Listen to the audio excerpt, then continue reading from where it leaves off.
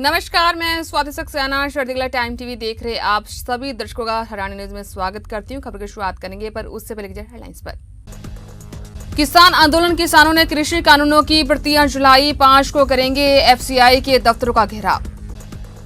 पंजाब में विधायक के साथ हुई घटना से नाराज भाजपा, 30 मार्च को जिला मुख्यालयों पर रोज प्रदर्शन करेगी भाजपा।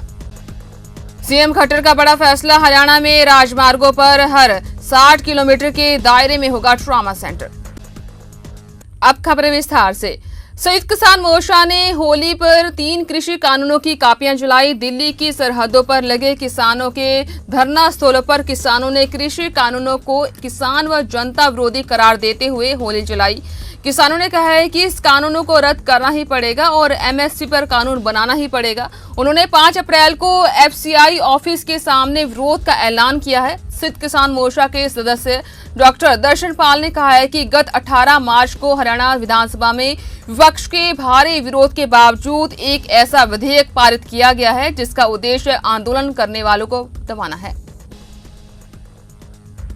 पंजाब में भाजपा विधायक अरुण नारंग के साथ हुई मारपीट व निर्वस्त्र किए जाने की शर्मनाक घटना के विरोध में 30 मार्च को प्रदेश में सभी जिला मुख्यालयों पर भाजपा प्रदर्शन करेगी। इसमें सांसद और विधायक भी शामिल होंगे। प्रदर्शन कैसे किया जाएगा, यह प्लान स्थानीय स्तर के नेता ही तैयार करेंगे। 4 माह से चल रहे किसान आंदोलन के बाद से भाजपाई अभी तक सार्वजनिक कार्यक्रम कर नहीं पाए हैं, लेकिन पंजाब में हुई घटना से हरियाणा भाजपा अब खुलकर सामने आएगी। भाजपा प्रदेश अध्यक्ष ओम प्रकाश धनखड़ का कहना है कि यह घटना निंदनीय है। धनखड़ का मानना है कि इसके पीछे कांग्रेस और किसान जत्थेबंदियों से जुड़े लोग हैं। उन्होंने बताया है कि 30 मार्च को भाजपा विधायक के साथ हुई निंदनीय घटना के खिलाफ विरोध जताया जाएगा। हरियाणा के मुख्यमंत्री मनोहर खट्टर ने सड़क सुरक्षा को लेकर संबंधित अधिकारियों के साथ बैठक की। इस बैठक में यह फैसला लिया गया है कि हरियाणा में नेशनल हाईवे पर हर 60 किलोमीटर के दायरे में एक ट्रॉमा सेंटर बनाया जाएगा। इसके अलावा वाहनों की ओवरलोडिंग और ओवर स्पीड पर भी नकेल कसी जाएगी। इसके अलावा हरपथ ऐप पर आई शिकायतों का समाधान नहीं होने की स्थिति में संबंधित व्यक्ति की जवाबदेही तय की जाएगी। बैठक में यह फैसला लिया गया है कि सड़कों की मरम्मत समय से हो। इसके अलावा ये भी सुनिश्चित किया जाए कि सड़क पर वाहन चलाने वाले हेलमेट और सीट बेल्ट का प्रयोग अनिवार्य रूप से करें।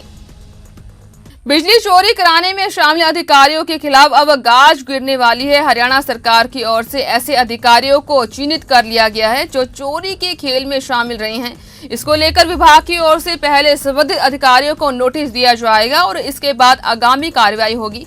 संभावना जताई जा रही है कि चोरी में शामिल अधिकारियों की संख्या दर्जन भर है। इनमें से एसडीओ से लेकर जीआई और निचले स्तर के कर्मचारी भी शामिल हैं।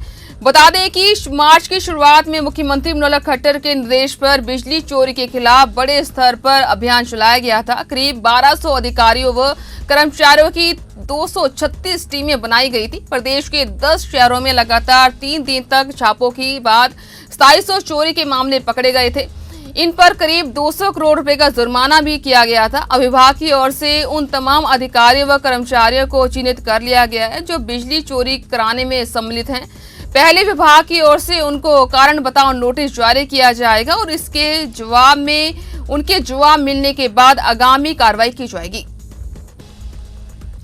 हरियाणा में अंबाला के सांसद व केंद्रीय राज्य मंत्री रतनलाल कटारिया, अंबाला की मेयर समेत 1392 लोग कोरोना पॉजिटिव मिले हैं। मंत्री को गुरुग्राम के मेदांता अस्पताल में दाखिल करवाया गया है। इनके साथ साथ 9 विद्यार्थी भी संक्रमित पाए गए हैं। एक ही दिन में 9 मरीजों की मौत हो गई है। कुरुक्षेत्र व रोहतक में 2-2, कैथल, सिरसा, यमुनानगर, अंबाला और करनाल में एक कोरोना मरीज की मौत हुई है।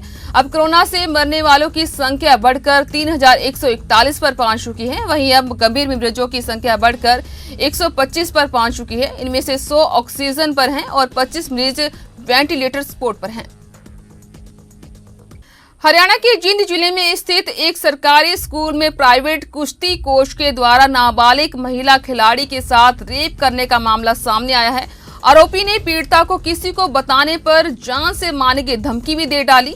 महिला थाना पुलिस ने दुष्कर्म, जान से मारने की धमकी देने तथा SC/ST एक्ट अधिनियम के तहत केस दर्ज कर लिया है। पुलिस को दी शिकायत में पीड़ित किशोरी के पिता ने बताया कि उनकी बेटी गांव के ही स्कूल में कुश्ती का अभ्यास करती है। शनिवार को अभ्यास करवाने वाले गांव के ही कोच ने उसकी बेटी के साथ दुष्कर्म किया। किसी से बताने पर कोच ने उसकी बेटी को जान से मारने की धमकी भी दी। पुलिस की ओर से कार्रवाई की जा रही है। हिसार के गंगवा के निकट आरके रेस्टोरेंट में देर शाम को जो युवकों ने खाने के बिल के रुपए मांगने पर होटल संचालक रमेश रंगा की रॉड व डंडों से हमला कर हत्या कर दी। 2 नामजद युवक भी झगड़े में घायल हो गए।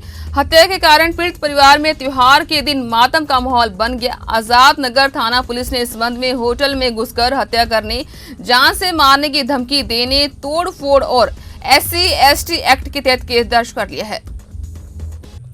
पुश्तैनी जमीन में हिस्सा नहीं देने से नाराज बहू ने सास को नींद की गोलियां खिलाने के बाद चाकू से गला काटकर व सीने में कैंची से गोदकर हत्या कर दी।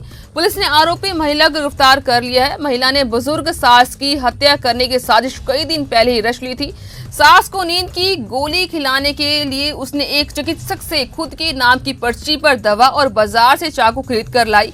उचाना पुलिस ने महिला को अदालत में पेश किया, जहां उसे 1 दिन के पुलिस रिमांड पर भेज दिया गया है। झज्जर जिले के गांव दुजाना में होली वाले दिन एक शिक्षक को अज्ञात हमलावरों ने गोलियों से भून दिया। मृतक की पहचान अनिल पुत्र विजय के रूप में हुई है। बताया जा रहा है कि अनिल दिल्ली स्थित नजफगढ़ के सरकारी स्कूल में गेस्ट टीचर लगा हुआ था और वह वहीं पर रहता था। होली पर वह परिवार से मिलने गांव आया हुआ था। जब वह गांव के नजदीक दुकान पर बैठा हुआ था तो उसी दौरान बाइक सवार 3 बदमाशों ने उस पर अंधाधुंध फायरिंग कर दी, जिसमें उसने मौके पर ही दम तोड़ दिया। चर्चाओं में सामने आया है कि मृतक के परिवार का पड़ोस के ही एक गांव के कुछ लोगों से विवाद चल रहा था। उधर पुलिस मामले को हर पहलू से जोड़कर देख रही है और जांच को आगे बढ़ा रही है। इसके साथ ही हम मुझे आज्ञा। धन्यवाद।